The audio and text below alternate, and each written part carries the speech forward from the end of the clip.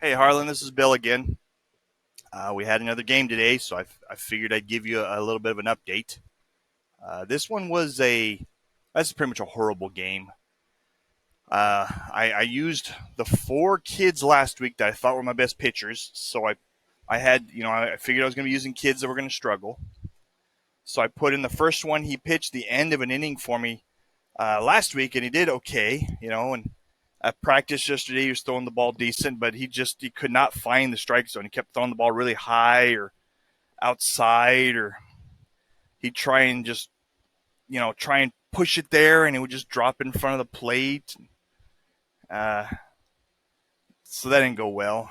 Adam caught that inning, and um, it was bad.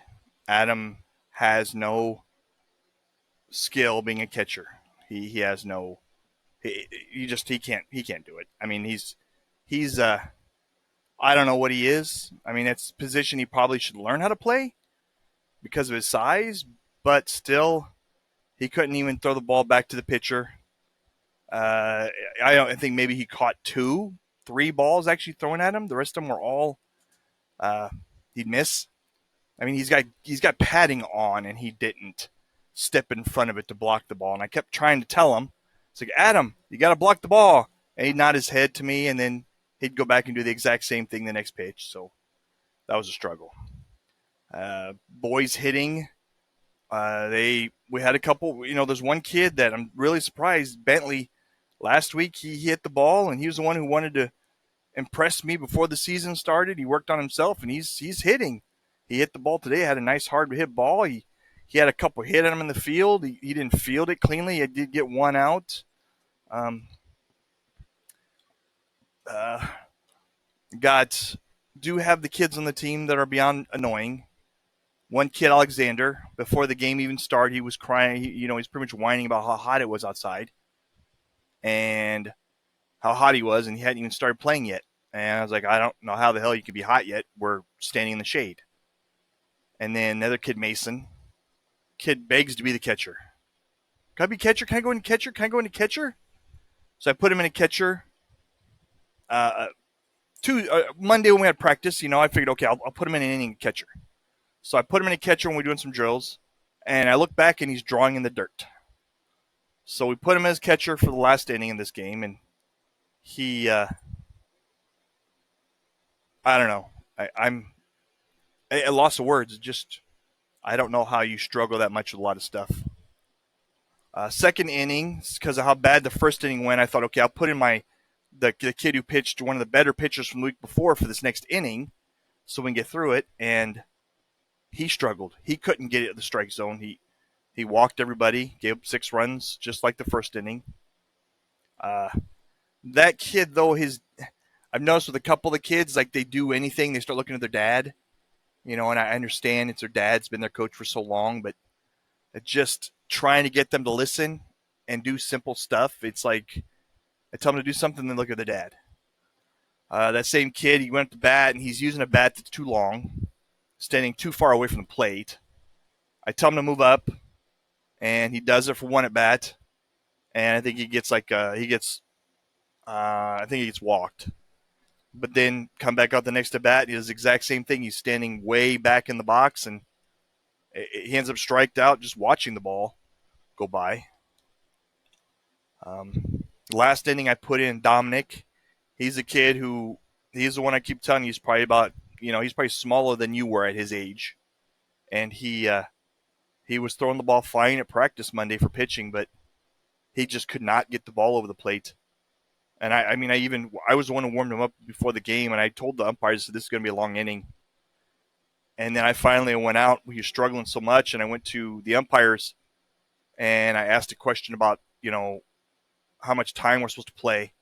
And then I pretty much told him, hey, when he walks his kid next, please tell me that I have to pull him. So that way I'm not the one having to pull him. You're telling me I have to pull him. And then what ended up happening was their coach had come over at the same time, and since they were the home team, they could just call the game.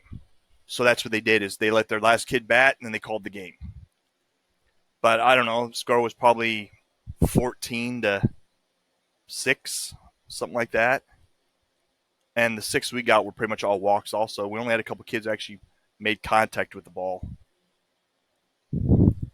Kids not paying attention, not listening. I finally at the end of the game, I just kind of snapped.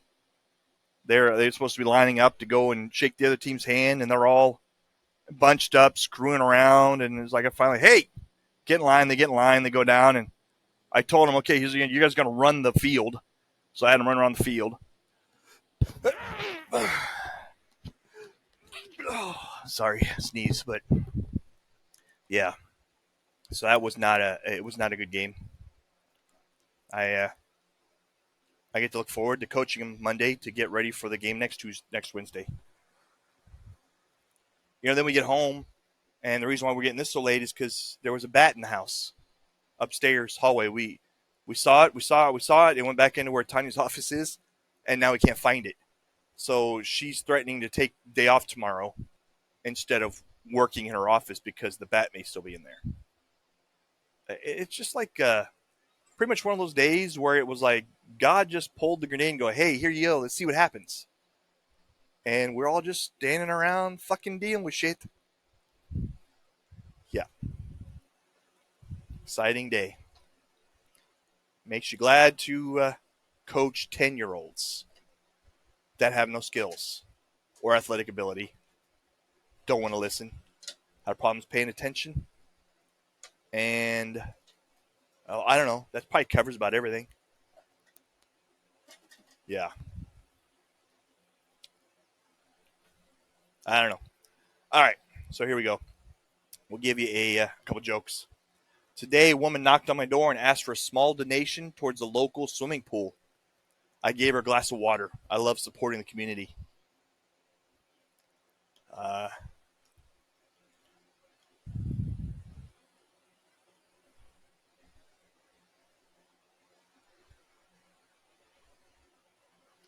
If Stranger Things was British, it'd be called Bit Odd, isn't it?